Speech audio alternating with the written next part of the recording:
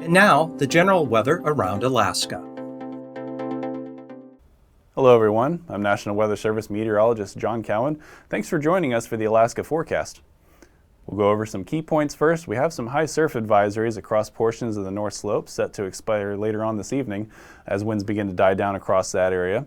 We have a storm force low expected to develop over the Bering. Now this storm is going to move across Bristol Bay and into the Gulf of Alaska over the next couple of days, so we expect some very strong winds with this one. And then we have a high wind watch set for Prince of Wales Island set to begin Friday afternoon. That's as our storm from the Bering moves into the Gulf of Alaska. We'll see those stronger winds starting to increase across the southern panhandle Friday. And then generally we're looking at cooler and stormier weather expected through this weekend into next week. Very seasonable for this time of year, but we do expect a gradual cooling trend as we move into this weekend. Here's our hazard outlook. You can see across the North Slope we have our high surf advisories again set to expire tonight as those winds begin to slowly die down across the region. South of Fairbanks we have a special weather statement for some heavier snow bands affecting that area, bringing some very rapidly accumulating snow. So if you are driving through the area south of Fairbanks, do be aware that there could be some reduced visibility and additional hazard due to the snow. Looking at southeastern Alaska, here's our high wind advisory or high wind watch for Prince of Wales Island, again set to begin Friday afternoon. Here's our satellite loop. You can see generally unsettled weather across much of the state. However, this will be improving over the next couple of days. You can see high pressure here over western Canada. That will start to spread into the interior and help us clear out some of this weather that we're seeing. So as you can see farther out over over the western Aleutians and western Bering Sea, you can see our system here beginning to move over St. Paul Island. That is the system that's going to begin to deepen, and as it moves over Bristol Bay and into the Gulf of Alaska, then we'll see those strong winds begin to develop as the system deepens. So today's weather, again, there's our low pressure system over the Pribilofs. That'll be the troublemaker over the next couple of days. And then actually up here over the Beaufort Sea, this low pressure system is what's going to be pulling in that cold air from the northwest. Every one of these waves that comes through is going to help us lower those temperatures just a little bit more each and every day. So that's where our cooling trend is going to come from. We have a low pressure system here over the Gulf of Alaska. That one is going to peter out over the next couple of days. However, it will support some continued rain and snow showers across the Panhandle and Gulf Coast. Looking at tonight's weather, our low pressure system moves into Bristol Bay. Now that we're going to see those winds start to ramp up, you can see these lines getting really close together. That means that we're going to have some strong winds in this area, so expect over the Alaska Panhandle, portions of the central Aleutians, and generally Bristol Bay coast is where we're going to see those stronger winds start to impact. We have snow showers and unsettled weather across much of the west coast, and then on the North Slope again with these waves that are going to come down from the northwest Arctic. Just some unsettled weather, generally cloudy, snowy, and increasingly cold. And then looking into Thursday, we have our next system that's going to be working its way into the western Bering, bringing some warm air up behind it. You can see out ahead of the front we have our snow and mixed precipitation. However, it's all rain behind the front as that warm air comes up behind it.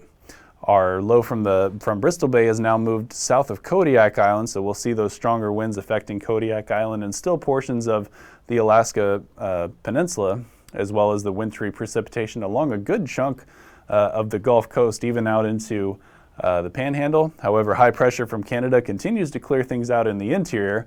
And then by Friday, you can see that we have very pleasant weather expected across much of mainland Alaska, the exception being the North Slope as we continue to get these waves coming onshore, bringing the snow and cloud cover. Our low pressure system has now moved into the central Gulf of Alaska and dropped down to 965 millibars. So you can see this gradient begin to tighten across the southern panhandle. That would be where we have our stronger winds moving in, thus our high wind watch for Prince of Wales Island. Looking back out towards the Bering, our low pressure system continues to move into the western Bering. The leading edge of the front moving west to east across the Aleutians, bringing that warm air behind it. So we'll see precipitation starting out as snow or a mixed precipitation and then changing over to rain as the front passes. Let's take a look at our low temperatures. Low temperatures expected to stay in the low to mid 30s across most of the Panhandle as we look into the Copper River Valley, single digits to teens. And then in the Anchorage Bowl, low temperatures generally in the upper teens to low 20s. By Thursday afternoon, temperatures warm up into the low to mid 30s for the Anchorage Bowl, up to 45 for Kodiak Island, and then over the Panhandle, we're looking at temperatures in the low to mid 40s. For Friday morning, our low temperatures really not deviating all that much across the Panhandle, in the mid to high 30s for much of that region. Looking back over towards Anchorage, low temperatures again, generally in the upper teens to low 20s. Copper River Valley starting to show those lower single-digit values as the cold air continues to pour in from the north. Kodiak Island, still 43 degrees. Temperatures really don't deviate all that much this time of year, especially in those marine areas. Friday afternoon, we'll see temperatures warming up into the low to mid 30s again across the Anchorage Bowl. Still well below freezing now across portions of the interior, the southwestern interior. And looking across the Panhandle, we can see temperatures pushing 50 degrees over the southern Panhandle as that storm begins to bring warm air up from the south. So let's take a look at the northern half of the state. So as you can see, the Brooks Range, single-digit temperatures, possibly even some below zero temperatures is what we're looking at for Thursday morning. Across the immediate coast itself, temperatures are generally not going to deviate all that much from highs to lows. We'll see temperatures generally hanging out in the low 20s to upper 20s. This would be because we still don't have a whole lot of sea ice in these offshore areas. So as long as there's liquid water offshore, and especially with that onshore flow, temperatures really won't deviate all that much. Now, once we get the ice cover, then we'll see the temperatures start to drop along the immediate coast, but that is sadly not the case yet. So temperatures again warming up into the upper 20s along the coastline. The Brooks Range warming up into the high single digits to low teens for Friday morning. Starting to see those below zero temperatures starting to spread across the region or across the Brooks Range and portions of the Tanana Flats and Yukon Flats. The coastline again staying in the mid 20s. High temperatures Friday climbing into the upper 20s across the coast and single digits to low teens across the Brooks Range. Let's take a look out west or across the southwest, across the Bering and the Aleutians. Temperatures generally in the mid to upper 30s along the immediate coast, staying either side of freezing, and then as we go towards the interior, gradually colder as we move up into the southwestern interior.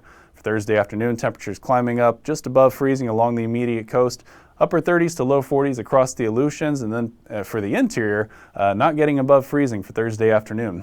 Friday morning temperatures Friday morning temperatures will be in the mid to low teens across portions of the southwestern interior, and then as we get towards the coast, getting closer to freezing, and then for the Aleutians, generally mid to low 30s. And then for Friday afternoon, again, high temperatures really not making it much above freezing for anywhere in the southwestern interior. Either side of freezing along the coast, and then temperatures in the 40s for the central and eastern Aleutians. For the western Aleutians, this is where we now have temperatures that are going to start pushing 50 plus as our next storm begins to work its way into the Bering, pulling that warm air up behind it. So here's our 6 to 10 day temperature outlook. As you can see, we have an area of cooler than average temperatures expected from Kotzebue, generally down into the Norton Sound. For the Bristol Bay coast, Dillingham to Sandpoint, slightly warmer than normal, and then across the North Slope, generally warmer than normal again, mainly due to the fact that we just don't have a whole lot of sea ice off the coast. And as long as that's the case, the North Slope will tend to be a little bit warmer. Our precipitation outlook, we have well above normal precipitation expected for most of the southern half of the state, and then slightly above average for the northern half. For the Panhandle, we're looking at well above chances for precip. So for the weather forecast, that is all I have for today. I'm National Weather Service meteorologist John Cowan. Thanks for joining us.